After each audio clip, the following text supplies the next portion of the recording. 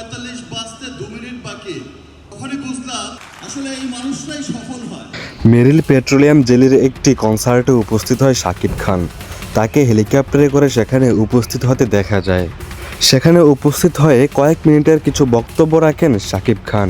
আর সেই বক্তব্যে শাকিব খান বলতে থাকে কিভাবে সে নাম্বার ওয়ান হয়েছে এবং মানুষ কিভাবে নাম্বার ওয়ান হতে পারে এই বিষয়ে কথা বলতে থাকে।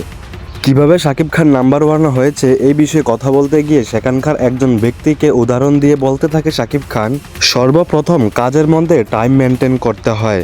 সেখানকার একজন লোক থাকে কোটিপতি, কোটি কোটি টাকার ইনকাম তার, কিন্তু সে টাইম মেনটেন করে অনেক ভালোভাবে। সেই উদাহরণটা শাকিব খান সেখানে দিয়ে থাকে। কাজের টাইম মেনটেন করতে হয় ঠিকঠাকভাবে এবং কাজের মধ্যে অনেক মনোযোগ দিতে হয়। ছোট থেকে আস্তে আস্তে সব কিছুকে সুন্দরভাবে বড় করতে হয়। নিজের কাজের প্রতি নিজের সম্মান রাখতে হয়। এরকমভাবে বক্তব্য দিতে দিতে শাকিব খান বলে যে এইভাবেই নাম্বার ওয়ান হওয়া যায়। আমি শাকিব খান আগে এরকম ছিলাম না। আমি আজকে এই জায়গায় আসছি অনেক কষ্ট করে, অনেক পরিশ্রম করে। আমি আমার কাজের প্রতি মনোযোগী ছিলাম। আমি আমার কাজের প্রতি টাইম মেনটেন করতাম খুব সুন্দরভাবে। মানুষ আমাকে যাই বলুক না কেন, আমি আমার কাজের প্রতি সম্মান রাখতাম এবং বিশ্বাস রাখতাম যে একদিন আমি বড় হবই। সেই আত্মবিশ্বাস এবং মনোযোগী হওয়া, টাইম মেনটেন করা সব কিছুই আমাকে আজকে এই জায়গায় নিয়ে আসছে।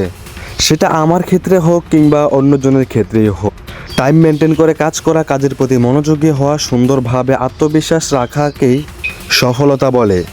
নিজের সফলতা দেখতে হলে অবশ্যই এই কাজগুলো নিজের মধ্যে থাকতে হবে। এরকম কিছু বক্তব্য দিতে থাকে শাকিব খান মেরিল পেট্রোলিয়াম জেলের একটি কনসার্টের মধ্যে।